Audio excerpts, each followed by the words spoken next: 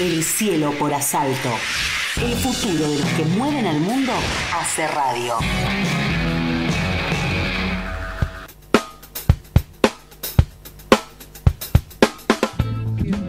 ...15:34 y se escuchó ahí un qué boludo. Salió justito, entramos así al aire en esta última media hora del cielo por asalto aquí en Radio Gráfica 89.3 y ya lo tengo sentado a mi izquierda a Emiliano Correa, director de Enfoque Sindical. ¿Cómo andás, Emi? ¿Cómo va la muchachada? ¿Cómo nos viniste pateando, Nos viniste pateando, ¿sabes todo lo que tenemos para hablar ahora, no? Es que me había tomado 15 días que se volvieron No se un poco puede más de tomar 15 días, boludo. Claro, te puedes, O sea, capaz que hacíamos la revolución y vos estabas en la montaña. Probablemente volvía. Si pasaba eso, volvía. Volvía. No había dudas. Bueno, Emi, mucho se está hablando en esta semana, luego del último paro y movilización de la CGT y las CTA al Congreso de la Nación, después, ¿no? El impacto que tuvo, ¿no? Se fue dando estos días, cayó la ley ómnibus, y empieza otra vez el run de qué pasa con la CGT, si viene un paro, no viene un paro. Moyano estuvo haciendo algunas declaraciones luego del fracaso de la negociación del Consejo del Salario, que está cerca un paro. Hay otros trascendidos que la CGT está evaluando hasta dónde sería el segundo paro, si vamos a una guerra de guerrilla. Bueno, ¿qué viene pasando adentro de la CGT, Emi? O de la CTA también. Sí, me parece importante retomar un hecho que sin la movilización del 24 de enero del conjunto del movimiento obrero hubiera sido imposible verificar, que fue la caída de la ley ómnibus. Me parece que como hecho central a destacar es que la movilización no solo fue a tiempo, sino que expresó el gran descontento social que se venía manifestando de manera inédita a pocas semanas de haber asumido el nuevo gobierno.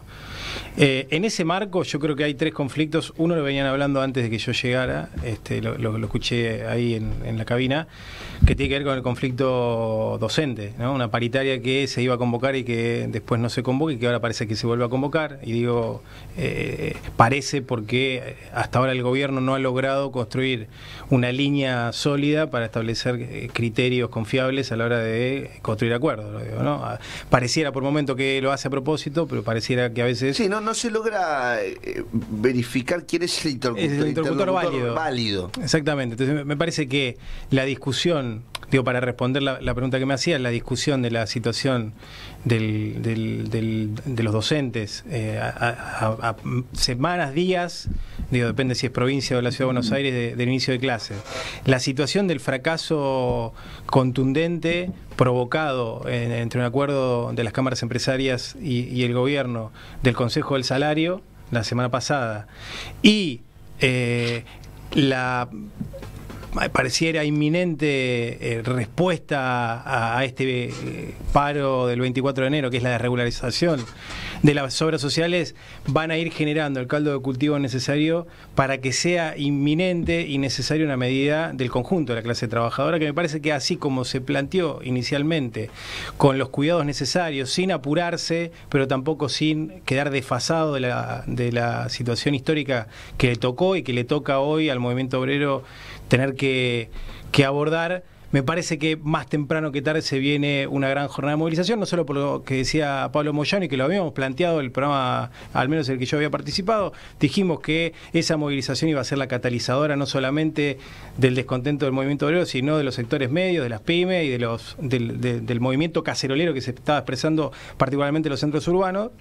Me parece que nuevamente, y frente a los aumentos de tarifa, los aumentos de casi el 150%, se podría decir, en las casas, en las viviendas de los sectores medios, el aumento de las prepagas, me parece que eso forma un caldo de cultivo más que suficiente para que haya una medida que yo creo que va a ser rápida cuando se anuncie la desregulación de las obras sociales, porque pareciera que eso es la caja de los sindicatos, cuando en realidad de lo que se trata es de un sistema solidario de salud. Habrá que discutir si hay que ir a un sistema unificado. Yo creo que hay que ir a un sistema unificado, pero hoy el movimiento obrero y los sindicatos son parte de la contención de los planes de salud obligatorios que tiene la mayoría de trabajadores y trabajadoras en cada uno de los sectores. Me parece que el gobierno, o comprendiéndolo o no comprendiéndolo, ataca claramente al sistema de salud de la Argentina, algo que dijo que no iba a hacer, ¿no? Después de varias discusiones, como planteaba lo de la educación, que no le iba a tocar,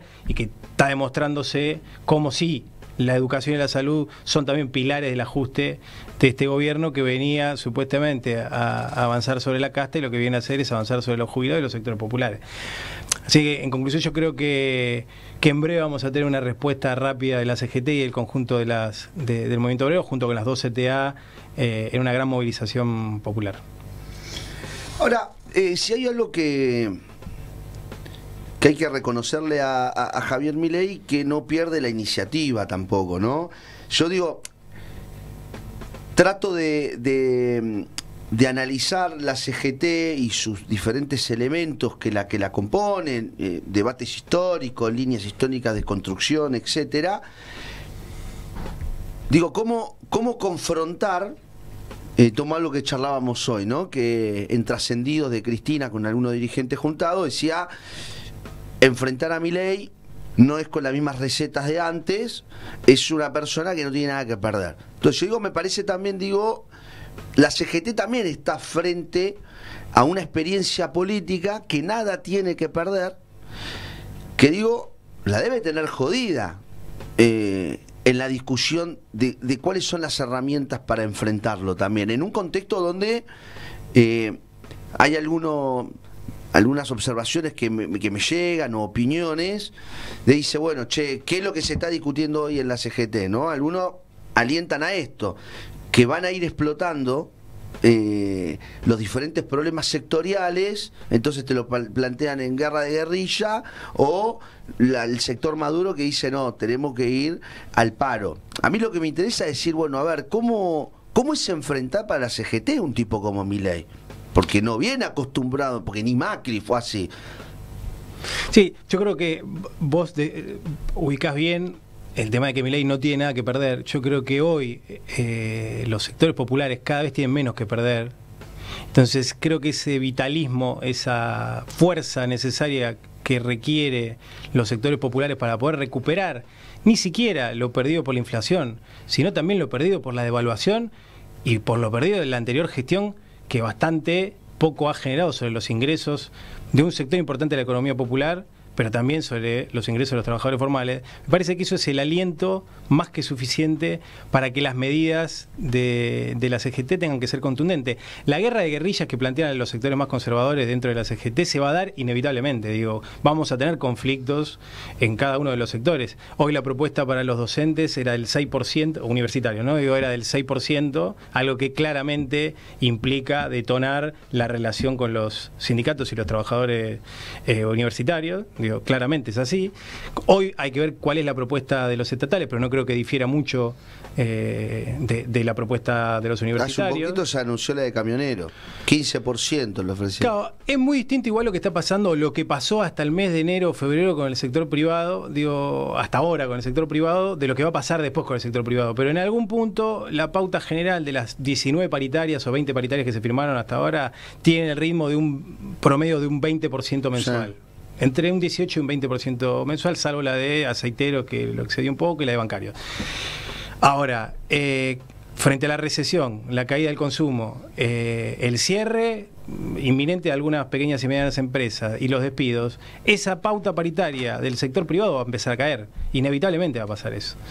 En relación al sector público, bueno, claramente, si la consigna principal del presidente es que hay que terminar con el Estado, terminar en el peor de las acepciones, con las políticas públicas del Estado, sería claramente que va a haber permanentemente una política de financiamiento y de recorte a los ingresos, que significan el 0,01% del PBI, los salarios de todos los estatales del país, que son 3,5 millones, contando los municipales, los provinciales y los estatales del sector público. Y es difícil nacional. desbaratar ese discurso, ¿no? Claro que es difícil, pero digo, frente a ese mito, me parece que esta idea más conservadora de esperar a que el gobierno, que también lo debatíamos la vez pasada, que el gobierno solo trastabille porque los sectores medios hay que esperarlos para que después salgan, entonces, sí, eso va a pasar. El tema es qué hace el sector más dinámico del movimiento obrero, qué hacen los sectores más dinámicos del campo popular para salir a discutir con la sociedad la necesidad de que este gobierno tiene que cambiar de rumbo, porque claro, frente a este escenario, cada minuto que pasa, cada día que pasa, hay una pérdida profunda del poder adquisitivo y hay retrocesos que tardan muchos años después en recuperar. Leí un artículo que decía que entre la devaluación y la inflación se perdieron lo mismo en términos de poder adquisitivo, lo mismo que se perdió en 4 años de gobierno de Macri. A este ritmo, en un año, digamos, el movimiento obrero, la clase trabajadora y la capacidad de poder de compra que va a tener va a ser absolutamente nula. Entonces, me parece que cada vez que avanzan ellos, dan un golpe de muerte o una herida de muerte, y me parece que la reacción natural que debería tener el campo popular es salir a enfrentarlo, más allá de que haya un sector que todavía, que yo creo que cada vez se achica o se reduce, un sector que tiene expectativas o que lo votó y todavía confía que el plan económico, porque el relato de que estos productos solo de la herencia, algo que también Macri trató de construir, de que el producto del plan económico fallido tenía que ver con la herencia, me parece que eso va a ir desbaratándose en la medida de que la mayoría de la población no pueda morfar. Digo, esto es algo elemental. Lo decía Perón y lo decía Marx, ¿no? La cuestión del bolsillo y la cuestión de la fibra más sensible que tiene una persona, que es poner el plato de comida en la mesa. Eso se va a ir cada vez dificultando más, ya en muchos lugares se hace imposible. Entonces me parece que la mirada conservadora, me parece que es una mirada que tiene más que ver con una moderación que tiende a construir algún nivel de puente, de diálogo, en un eventual triunfo de la política de estabilización económica del gobierno de Milei, y no que tiene que ver con las fuerzas vivas de la sociedad que naturalmente van a salir a pelear. ¿Vos decís que todavía hay un sector más moderado que busca tender un puente? Yo creo que hay un sector que lo hizo inicialmente y que por suerte la mayoría de la CGT no lo permitió. Cuando digo esa pelea, esa grieta que había entre Moyano y Daer, o entre el moyanismo y una parte importante de los gordos, que se mantuvo hasta la candidatura de Massa, me parece que se terminó de cerrar, y eso ordenó, por ejemplo, a uno de los sindicalistas más importantes, no por su volumen político, sino por su cantidad de afiliados, que es de 1.400.000 afiliados en la Argentina, el sindicato más importante de Latinoamérica, que es el Sindicato de Comercio. Digo, no por casualidad echan a un allegado del Ministerio, de la Secretaría hoy de Trabajo, en un acuerdo que iba a haber con Cavalieri, claro, producto justamente de un intento de acercamiento, algo que intentó hacer también Barrio Nuevo, algo que intentó hacer su archirrival en la capital federal, Camaño. Parece que hay un sector que todavía apuesta a construir, por si esto se logra estabilizar, algún mecanismo de puente. Hoy no hay puente, pero hay un sector que apuesta a que eso puede producirlo. Esta es mi impresión, puedo estar equivocado. Ahora, por suerte, la mayoría y la presión social. Digo, hay una paradoja que se da en estos momentos, que durante los gobiernos donde el Estado resuelve la situación de los trabajadores y los sindicatos se paralizan, porque casi que son innecesarios para la dinámica de la puja salarial, los sindicatos son, en la más media, son organizaciones que tienden a ser repudiadas o que tienden a ser cuestionadas o criticadas por su burocratización. Bueno, hay una discusión sobre el sindicalismo empresario, algo que es una minoría dentro de los más de 17.000 delegados que hay en nuestro país.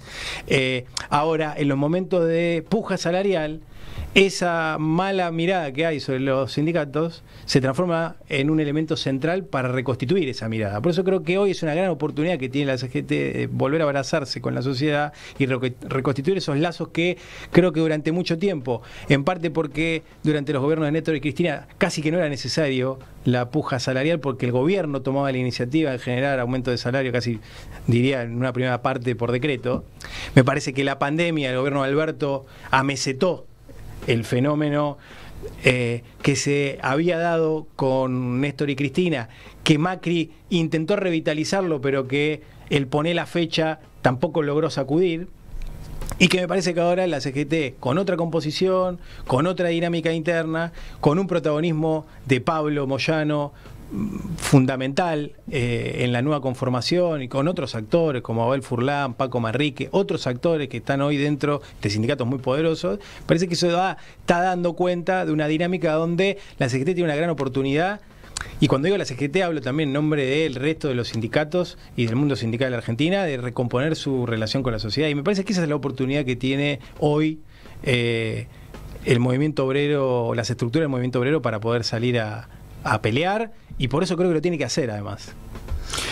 Y ahora, a ver, me quedo un poco con hay algunas cuestiones que son para debatirlo en otro programa, ¿no? Pero me quedo con con los tiempos, ¿no? Porque coincido que el paro de la CGT y movilización al Congreso fueron fundamentales, ¿no? Para la caída de la ley ómnibus, que analizábamos acá. Esperemos unos días para ver la profundización del impacto que iba a tener hacia adentro. Hoy, obviamente que más allá del agravamiento de la situación económica, ¿no? La pérdida del poder adquisitivo, la guita no alcanza para nada, aumentó el transporte, o sea, se van generando un montón de condiciones que van empeorando la vida de los laburantes, pero también tenés el DNU, que es uno de los elementos bisagra, digamos, en este momento, porque está corriendo su vigencia, plantea de regulaciones, etcétera, que es lo que viene de a poco golpeando de lleno. Lo que generó el paro de la CGT en términos políticos es que logró aglutinar a todos los sectores dañados. Hoy lo que empieza a aparecer por abajo es eso, de decir, che, loco, ¿dónde está la CGT? ¿No? ¿Cómo dirimir esos tiempos? Me parece que es el fenómeno de la CGT frente a diferentes miradas de cuáles son los tiempos a seguir. Eso creo que viene en gran debate, porque el único que sale ahora a decir, che, paro, es Pablo Moyano, no se escucha a otro dirigente de la CGT. Yo creo que también se había dado un fenómeno parecido en los primeros, después del DNU y la reacción popular, y frente al envío de la ley ómnibus, se había dado un fenómeno parecido, particularmente el activismo, que le pedía a los dirigentes de la CGT que tomen digamos, la situación como había que abordarla y que construya el paro general. Eso podía haber sido los primeros días de enero, o podría haber sido como fue, que tenía una explicación porque era el tratamiento de la ley y había una lógica por la cual se tomó esa decisión. Yo creo que la CGT va a combinar el malestar social, o que está tratando de combinar el malestar social, la crisis de interlocución del gobierno, el abroquelamiento de los sectores de izquierda, el peronismo y el progresismo, y cuando digo el peronismo hablo de todos los sectores del peronismo, incluyendo a Pichetto, digamos, que fue el artífice también de la derrota de la ley ómnibus.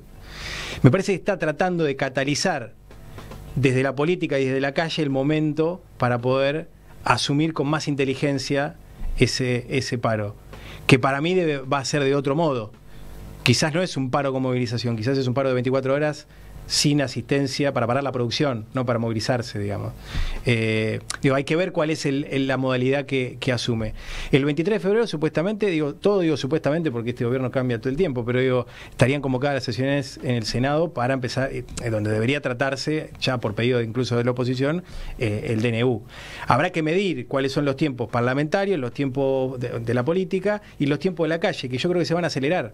Si el transporte va a las tarifas que están planteando, que yo creo que van a terminar yendo a esos montos que se están planteando, al menos en la ciudad, de 300 mangos para el colectivo, 500 y pico 574 para el subte y 700 y pico en junio también para el subte. Digo, si los montos van a ser eso, si en el interior está detonada en las provincias, no solo por la eliminación de un montón de fondos que iban dirigidos a las provincias para el sostenimiento de educación, salud y otras tantas cosas, sino también en términos de los subsidios al transporte, todo eso va a ser un catalizador entre los meses que vienen, marzo, abril y mayo, que va a obligar inevitablemente, si la CGT, y creo que estoy convencido de esto, y lo decía cuando nadie creía que la CGT iba a tomar una medida y que iba a acordar, yo estoy convencido que la CGT va a ir a reconstituir su lazo con la sociedad. Es el gran momento, es la gran oportunidad para volver a reconstruir el lazo social que perdió, en algunos casos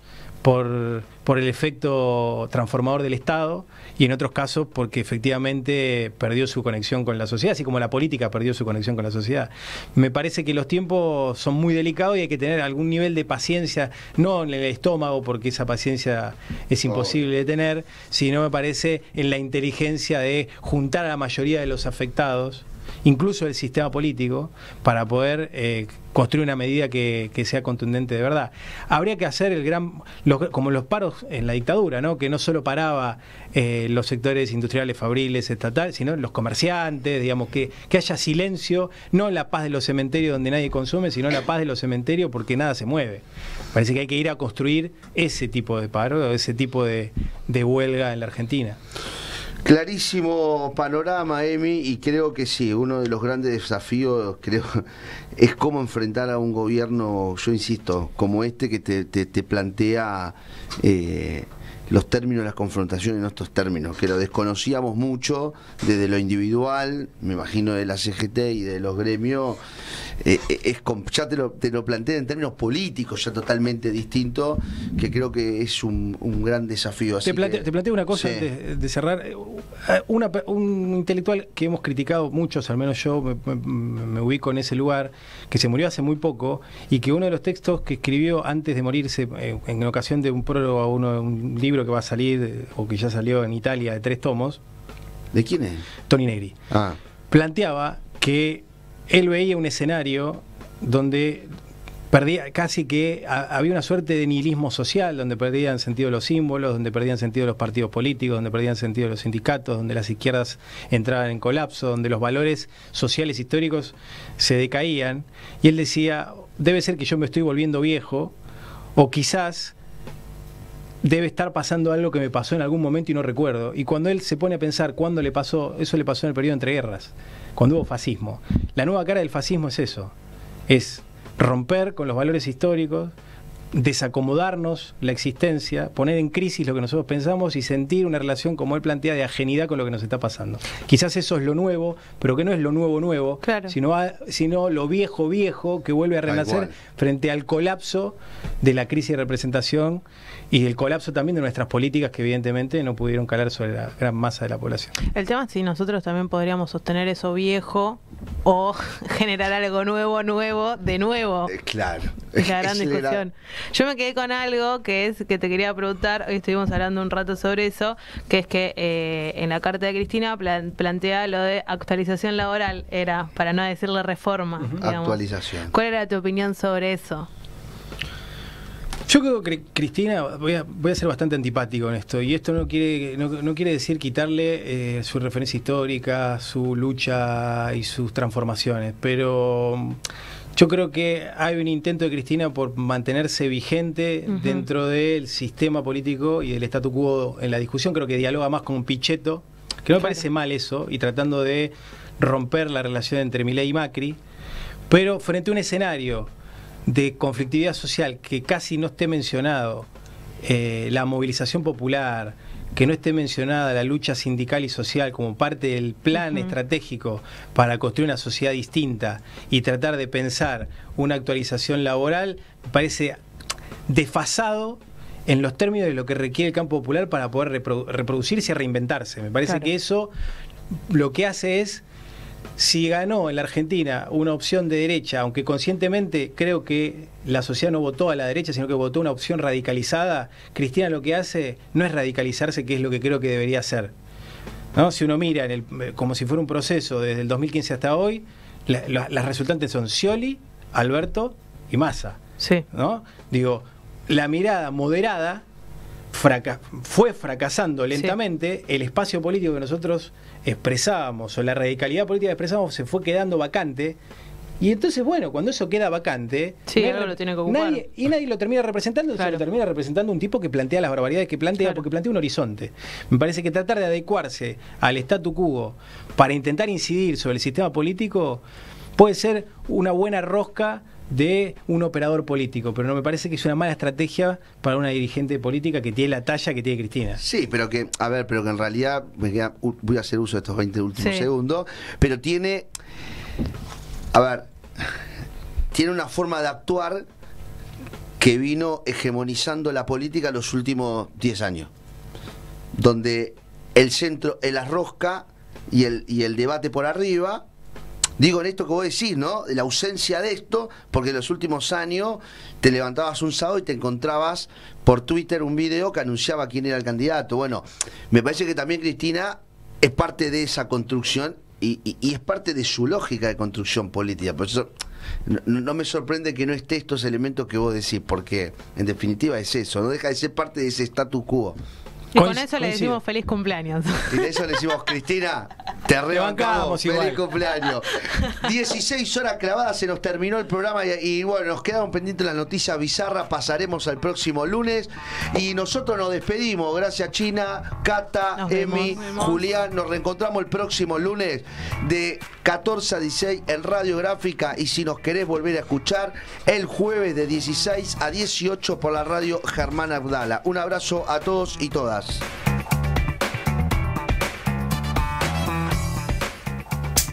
La Gráfica y vos. Nuestras voces y la tuya. En el mismo aire. Nos hablamos, nos escuchamos. Nos entendemos.